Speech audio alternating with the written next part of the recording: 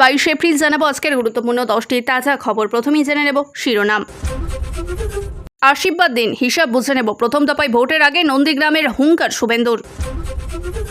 রাজ্যের সরকারি কর্মচারীদের জন্য বাম্পার ধামাকা, ভোটের আগেই অ্যাকাউন্টে ঢুকবে বাড়তি টাকা, বড় ঘোষণা মমতার। নেতাজি জাতীয় পুত্র, শুনেই বিচারপতিরা বললেন আদালতে ঢোকা বন্ধ করব। ভোট দিতে বাড়ি এসেছিলেন, যৌন মিলনের অস্বীকার করায় নোড়া দিয়ে স্ত্রীকে থেতলে দিলেন স্বামী। বাজেটে বলেছিলাম 4% ডিও দেব, নির্বাচন কমিশন আটকে রেখেছে, দ্রুত ফাইল ছাড়তে বললেন মমতা। বিজেপির প্রথম দফায় বিজেপিকে টার্গেট কত আসন, জেলাবাড়ির গেরুয়া প্রত্যাশার হিসাব। এই দিদি সম্মেলনে 3 বারে নির্বাচিত মুখ্যমন্ত্রীকে অমিত শাহকে নিয়ে বড় অভিযোগ তৃণমূলের। খোদ ভবানীপুরের প্রচারে বাধা, 3 ওয়ার্ডের ছাপ্পার আশঙ্কা করেছেন মমতা। ভোটের 2 দিন আগে থেকেই বাইক চালানোর বিধিনিষেধ জারি করে দিল নির্বাচন কমিশন, কোন কোন ক্ষেত্রে মিলবে ছাড়। নারী শক্তির প্রচারককে 3 বারের মুখ্যমন্ত্রীকে বিদ্রুপ করেছে, 4ই মে বিজেপি জবাব পাবে, চ্যালেঞ্জ অভিষেকের। আসছে বিস্তারিত খবরে। পশ্চিমবঙ্গ বিধানসভা নির্বাচনের প্রথম দফার ভোট আগামী বৃহস্পতিবার 23 এপ্রিল। তার আগে শেষ লঙ্ঘনের প্রচারে নিজের শক্তি ঘাঁটি করতে নন্দীগ্রাম ঝোড়ো প্রচারে সারলেন বিজেপি প্রার্থী শুভেন্দু অধিকারী। এদিন তাকে ঘিরে সাধারণ মানুষের উৎসাহ ছিল চোখে পড়ার মতো। নন্দীগ্রাম শুভেন্দুর পাবলিক রিয়াকশন। এদিন সকাল থেকেই নন্দীগ্রামের বিভিন্ন এলাকার পথসভা ও জনসংযোগ করেন শুভেন্দু অধিকারী। সাধারণ মানুষের উদ্দেশ্যে তিনি বলেন, ভোট আশীর্বাদ। নন্দীগ্রামের মানুষের কাছে তিনি অতীতের লড়াইয়ের কথা স্মরণ করিয়ে দিয়ে জয়ী করার জন্য আশীর্বাদ চান। ভিড় ছিল চোখে পড়ার মতো। এদিন শুভেন্দু রোড শো এবং সভায় জনসংযোগ ছিল বিশাল, বিশেষ করে মহিলা ও যুবকদের উপস্থিত ছিল নজর কাড়া। বিজেপি নেতৃত্বের দাবি, এই ভিড়ই প্রমাণ করেছে নন্দীগ্রামের মানুষের ফের এবার পদ্ম শিবিরের ওপরই ভরসা রেখেছে। প্রথম দফায় রণকৌশল। উল্লেখযোগ্য, আগামী 23 এপ্রিল পশ্চিমবঙ্গে 152টি আসনের ভোট গ্রহণ হতে চলেছে। তার মধ্যে নন্দীগ্রাম অন্যতম হাই ভোল্টেজ কেন্দ্র। গতবার এই কেন্দ্র থেকে মমতা বন্দ্যোপাধ্যায়কে পরাজিত করেছিলেন শুভেন্দু।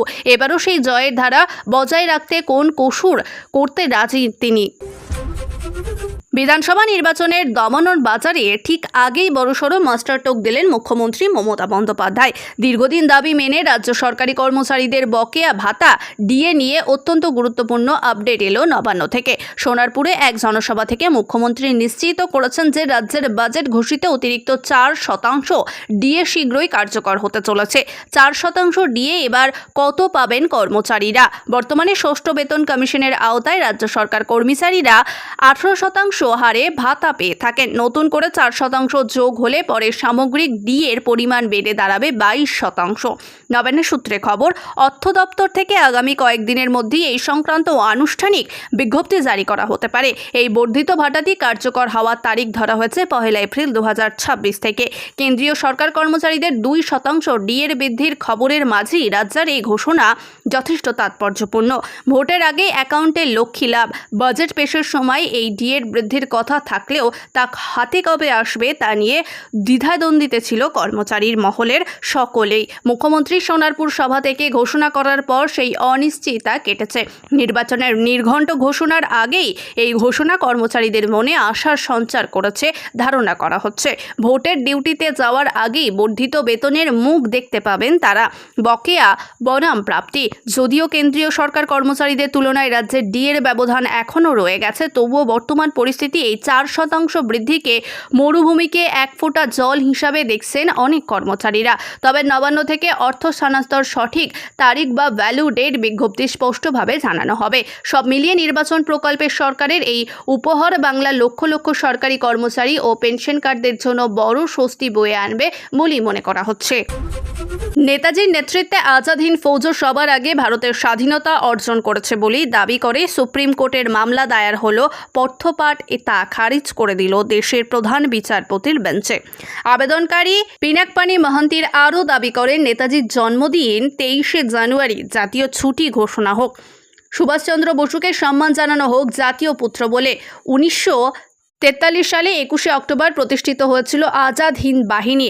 সেই দিনটিকে জাতীয় ছুটির দিন করা হোক, কিন্তু জনস্বার্থে মামলার নামে উল্লেখিত এই আবেদন শুনি তা খারিজ করে দিল বিচারপতি সূর্যকান্ত এবং বিচারপতি জয়মল্ল বাগিসের মঞ্চ থেকে।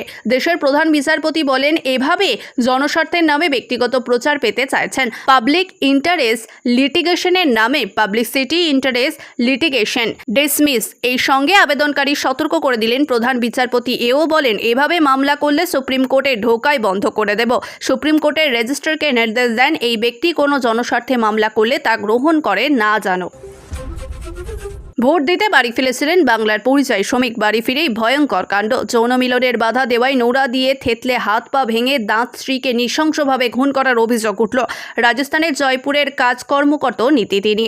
মর্মান্তিক ঘটনাটি ঘটেছে হরিশ্চন্দ্রপুর 2 নম্বর ব্লকের দৌলতপুর গ্রাম পঞ্চায়েতের বেজপুরা গ্রামের। ঘটনার চাঞ্চল্য ছড়িয়ে পড়ে। পুলিশ সূত্রে খবর জানা গেছে, মৃত বধূর নাম মাজিমা খাতুন, বয়স 25। অভিযুক্ত স্বামীর নাম ইস্তামুল আলী। তাদের 2 বছরের বয়স এক কন্যা সন্তান রয়েছে। স্থানীয় সূত্রে জানা গেছে, 3 বছর আগে কাকার ছেলে ইস্তামুলের সঙ্গে বিয়ে হয় মাজিমার। পাশাপাশি বাড়ি। অভিযোগ, স্বামী স্ত্রীর মধ্যে দম্পতি কহল ছিল না।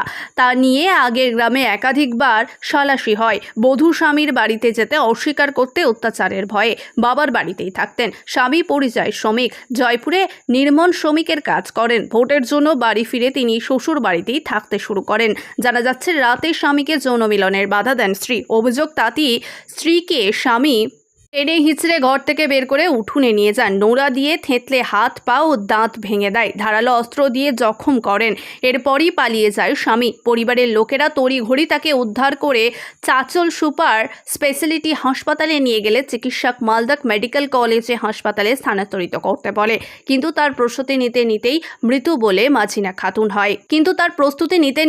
মৃত্যু হয় মাজিমা খাতুনের। হরিশ্চন্দ্রপুর থানার পুলিশ দেহটি উদ্ধার করে ময়না তদন্তের জন্য পাঠিয়ে তদন্ত নেমেছে। রাজ্যের সরকারি কর্মচারীদের ভাতা ডিএ ওয়েস্ট বেঙ্গল বৃদ্ধি নিয়ে নির্বাচন কমিশনের ওপরই কার্যত দায় চাপালেন মুখ্যমন্ত্রী মমতা বন্দ্যোপাধ্যায়। তার দাবি, বাজেট ঘোষিত 4% ডিএ কার্যকর ফাইলটি নির্বাচন কমিশন ইলেকশন কমিশন আটকে রেখেছে। মঙ্গলবার ব্যারাকপুরে তৃণমূল প্রার্থী রাজ চক্রবর্তীর টিএমসি সমর্থনে জনসভা ওয়েস্ট বেঙ্গল অ্যাসেম্বলি ইলেকশন 2026 ছিল মুখ্যমন্ত্রীর। সেই সভা থেকেই তিনি দাবি করেন, বাজেটে বলেছিলাম 4% ডিএ দেব, নির্বাচন কমিশন সেই ফাইল আটকে রেখেছে। আমি বলবো, সরকারি কর্মচারীদের সাথে দ্রুত সেই ফাইল জানতে ছাড়া হয়। এটা আপনাদের কাছে যাওয়াই কথা নয়, কারণ এটা ভোটের আগের ঘোষণা। মুখ্যমন্ত্রীর প্রতিশ্রুতি, ইতিমধ্যে 25% ডিএ দেওয়া হয়েছে। নতুন করে ঘোষণা করা 4% ডিএ এপ্রিল মাসে বেতনের সঙ্গে সরকারি কর্মচারী পাবেন। আমি কথা দিই, তা রাখি। বস্তুত ডিএর বিজ্ঞপ্তি কার্যকর নিয়ে জটিলতা তৈরি হয়েছে। তা মেটাতে আসরে নেমেছে ভোটকর্মী অ্যান্ড ইয়েলো ঐক্যমঞ্চ। সংগঠনের এই প্রতিনিধিত্ব দল সিও মনোজ আগরওয়ালের সঙ্গে দেখা করার বিষয়টি নিয়ে সরব হয়েছেন। সংগঠনের সাধারণ সম্পাদক স্বপন মণ্ডল সিওকে পাঠানো এই বার্তায় লিখেছেন, গত 5ই ফেব্রুয়ারি 2026 সালে বাজেট অধিবেশনের রাজ্য সরকার 4% ডিএর বৃদ্ধির ঘোষণা করেছিলেন, কিন্তু দীর্ঘ সময় পেরিয়ে গেলেও সরকারের নির্দেশিকা জারি হয়নি। ভোটকর্মী ঐক্যবদ্ধ মঞ্চের অভিযোগ, নির্বাচন চলাকালীন কমিশনে ডিএর আদেশ জারির অনুমতি দিচ্ছে না। জটিলতা তৈরি হয়েছে। সংগঠনের তরফ থেকে আরও দাবি করা হয়েছে, এই পরিস্থিতির সুযোগ নিয়ে কেন্দ্রীয় সংস্থার ওপর দোষ চাপানো হচ্ছে বলে গোটা বিষয়টি নির্বাচনী প্রচারের রাজনৈতিক প্রভাব ফেলতে ব্যবহার করা হচ্ছে। অন্যদিকে সুপ্রিম কোর্টের নির্দেশ মানা হচ্ছে। পশ্চিমবঙ্গ সরকার 2016 থেকে 2018 সালের বকেয়া ডিএর পরিশোধনের প্রক্রিয়া শুরু করা হয়েছে। রাজ্য সরকারের অধীনে বিভিন্ন দপ্তরের পাশাপাশি শিক্ষা প্রতিষ্ঠানগুলি কর্মীদের দ্রুত এবং বকেয়া মেটানোর চেষ্টা করা হচ্ছে। ডিএর ইস্যুতে কেন্দ্রীয় স্তরে নতুন দাবি করে উঠেছে। কেন্দ্রীয় সরকার কর্মচারীদের ইতিমধ্যে 8ম পে কমিশন গঠনের দাবি জানানোর আন্দোলনে নেমেছে। প্রথম দফায় বৃহস্পতিবার রাজ্যের প্রথম দফার বিধানসভা নির্বাচনে ভোট গ্রহণ। রাজ্যে 16টি জেলার মোট 152টি আসনে ভোট গ্রহণ। প্রথম দফায় উত্তরবঙ্গ সহ বেশ কিছু জেলায় বিজেপির বেশ শক্তিশালী রয়েছে। দেখে নেওয়া যাক প্রথম দফার জেলাগুলির থেকে বিজেপির প্রত্যাশিত কতগুলি আসন। তারপরই রাজ্যের প্রথম দফার ভোট। আগামী বৃহস্পতিবার 23 এপ্রিল রাজ্যের প্রথম দফার ভোট গ্রহণ। প্রথম দফায় রাজ্যের 152টি আসনে ভোট গ্রহণ হবে। দার্জিলিং সহ উত্তরবঙ্গের সবকটি জেলা, মুর্শিদাবাদ, 2 মেদিনীপুর, ঝাড়গ্রাম, পুরুলিয়া, বাঁকুড়া, পশ্চিম বর্ধমান, বীরভূম জেলার সবকটিতে বিধানসভা আসন্ন ভোট গ্রহণ গ্রহণ হবে প্রথম দফায়। এক নজরে দেখে নেওয়া যাক প্রথম দফার ভোট জেলাগুলি থেকে বিজেপির প্রত্যাশিত আসনগুলি কতগুলি। গতবার পাহাড়ে এই দুই জেলার বিজেপি 6টি আসনেই জিতেছে। এবার বিজেপির সবকটি আসনেই বড় ব্যবধান জেতার বিষয়ে আশাবাদী। গত বিধানসভা ভোটেই বিজেপি এই জেলার 6 আসনে জিতেছিল, এবার তার অন্তত 7টি আসনে জেতার ব্যাপারে আত্মবিশ্বাসী। তৃণমূল কংগ্রেসের পক্ষ থেকে এবার বড় অভিযোগ, অমিত শাহ এশীয় রাজ্যের মুখ্যমন্ত্রী এই দিদি ওই দিদি বলে সম্বোধন করেছেন কোন স্পর্ধায়। তাদের দাবি, ভারতের স্বরাষ্ট্রমন্ত্রী পশ্চিমবঙ্গে 3বার নির্বাচিত এক মহিলা মুখ্যমন্ত্রীকে এই দিদি বলে সম্বোধন করেছেন। এই ভাষা তৃণমূলের মতে তার অপরাধসুলভ মানসিকতার প্রতিফলন। দাবি করা হয়েছে স্বরাষ্ট্রমন্ত্রীর মতে গুরুত্বপূর্ণ পদে যখন এমন একজন ব্যক্তি থাকেন তখন তার আচরণ স্পষ্ট করে ওঠে নারী বিপদে পৃষ্ঠে পিছনে চণ্ডী ভরতে। এটি কোনো বিচ্ছিন্ন ভুল নয়, বরং এটি জীবনযাত্রা বা শাসক দলের শীর্ষস্তর থেকে নিচ পর্যন্ত ছড়িয়ে রয়েছে। আরও বলা হয়েছে, এই ধরনের ভাষার সূচনা করেছেন প্রধানমন্ত্রী। দিদি ও দিদি বলে সম্বোধনের পর যখন স্বরাষ্ট্রমন্ত্রী একই ধারা অনুসরণ করেছেন এই দিদি বলে। একজন সাংবিধানিক পদে থাকা কোটি মানুষের ভোটে নির্বাচিত মুখ্যমন্ত্রীকে যদি এভাবে সম্বোধন করা হয় তাহলে সাধারণ মা বোনেদের মেয়েদের প্রতি তাদের মনোভাব কেমন হতে পারে সেই প্রশ্ন তোলা হয়েছে। এই প্রেক্ষাপটে ভোটারদের উদ্দেশ্যে বার্তা দেওয়া হয়েছে, এই নির্বাচন শুধু রাজনৈতিক নয়, এটি সম্মান বনাম অসম্মানের লড়াই। প্রতিটি ভোট হওয়া উচিত এই অপমান এবং অবজ্ঞা এবং নারী বিরোধী মানসিকতার বিরুদ্ধে।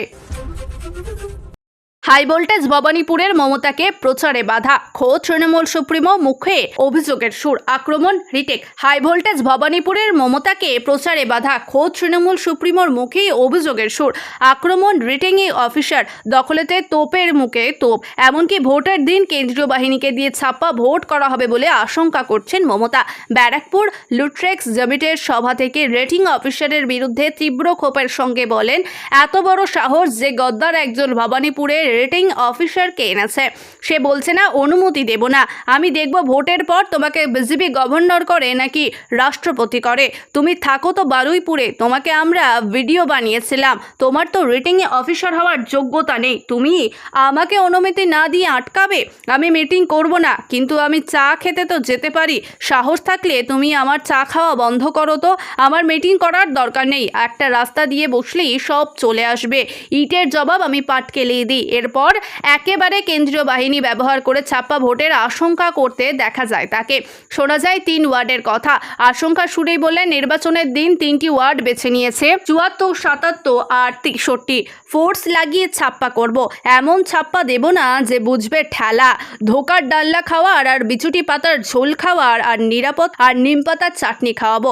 এরপরে বিজেপির বিরুদ্ধে সুর আরও চড়িয়ে বললেন, তুমি আমাকে চেনো না, যেখানে তুমি গোডগ্রাউন্ড করবে হাজির হব আমি, আটকাও আমাকে, আমাকে তুমি ব্যান করবে, ব্যান করলে সারা পৃথিবীতে আমাকে দেখবে, আমি ঘরের সত্যগ্রহ করব, সারা দেশ তোলপাড় হবে, আর তোমাদের হল্লাবাজি হল্লাকে দলকে আমি ঘরের ঢুকিয়ে ছাড়বো, এটা আমার প্রতিজ্ঞা। কমিশনের বিজ্ঞপ্তিতে জানানো হয়েছে, ভোটের 2 দিন আগে সকাল 6টা থেকে সন্ধ্যে 6টা পর্যন্ত বাইক চালানো যাবে, কিন্তু এই সময় বাইকের পিছনে কোনো যাত্রী বসতে পারবে না। ভোটের 2 দিন আগে থেকেই বাইক চালানোর ক্ষেত্রে বেশ কিছু বিধিনিষেধ জারি করল নির্বাচন কমিশন। মঙ্গলবার কমিশনের তরফ থেকে একটি বিজ্ঞপ্তি দিয়ে জানানো হয়েছে, ভোটের 2 দিন আগে থেকে কোনো বাইক মিছিল করা যাবে না। সন্ধ্যে 6টা থেকে সকাল 6টা পর্যন্ত বাইক চালানো যাবে না। ভোটের দিন বাইক চালানোর ক্ষেত্রেও বেশ কিছু নিয়ম মানতে হবে। নির্দিষ্ট কয়েকটি ক্ষেত্রেই অবশ্যই এই বিধিনিষেধ প্রযোজ্য হবে। কমিশনের বিজ্ঞপ্তিতে জানানো হয়েছে, ভোটের 2 দিন আগে সকাল 6টা থেকে সন্ধ্যে 6টা পর্যন্ত বাইক চালানো যাবে, কিন্তু এই সময় বাইকের পিছনে কোনো যাত্রী বসতে পারবে না। ভোটের দিন সকাল 6টা থেকে সন্ধ্যে 6টা পর্যন্ত বাইক চালানো যাবে, তবে শর্ত হলো ভোটের দেওয়া উদ্দেশ্য বা জরুরি কোনো কাজে বাইক নিয়ে বেরোলে তবেই তার ছাড় মিলবে। তবে কমিশনের তরফ থেকে জানানো হয়েছে, জরুরি প্রয়োজন যেমন চিকিৎসা, পারিবারিক কাজ কিংবা স্কুলে শিশুদের নিয়ে যাওয়া বা নিয়ে আসা, এই নিষিদ্ধকারী বলবৎ থাকবে। সামাজিক অনুষ্ঠানে যাওয়ার জন্য যারা বাইক সচেতন হবেন তাদের ছাড় দেওয়ার কথা বলা হয়েছে। কমিশনের সূত্রে খবর, র্যাপিডো কিংবা অন্যান্য আপত্তিকর বিত্তর পরিষেবার ক্ষেত্রে এই নিয়ম কার্যকর হবে না। এর বাইরে কেউ বিধিনিষেধ ছাড়লে তা হতে পারে স্থানীয় থানার কাছ থেকে লিখিত অনুমতি নিতে হবে বলে জানিয়েছেন কমিশন। এই নির্দেশগুলি সংবাদ, টিভি, সমাজ মাধ্যমে ব্যাপকভাবে প্রচার করার নির্দেশ দিয়েছে রাজ্যের মুখ্য নির্বাচন অধিকারী সিও এর দপ্তর থেকে। অবাধ নির্বাচনের স্বার্থে এই বিধিনিষেধ যাতে লঙ্ঘিত না হয় তা নিশ্চিত করতে বলেছেন কমিশন। আগামী 23 এপ্রিল বৃহস্পতিবার রাজ্যের প্রথম দফায় 152টি বিধানসভা কেন্দ্রীয় নির্বাচন হবে। প্রথম দফায় ভোটের আগে সোমবার থেকেই এই এলাকার 22 সংক্রান্ত বিধিনিষেধ কার্যকর হচ্ছে। দ্বিতীয় দফায় 142টি আসনে ভোট হবে 19 এপ্রিল থেকেই। দ্বিতীয় দফায় ভোটের আগে 27 এপ্রিল থেকেই এই সমস্ত এলাকায় বিধিনিষেধ জারি হবে। বর্তমান কলকাতা সংবাদ এখানেই শেষ হলো। দেখার জন্য অসংখ্য ধন্যবাদ। লাইক, শেয়ার এবং সাবস্ক্রাইব করে পাশে থাকুন। দেখা হবে পরের একটি ভিডিওতে বর্তমান কলকাতা সংবাদের সঙ্গে।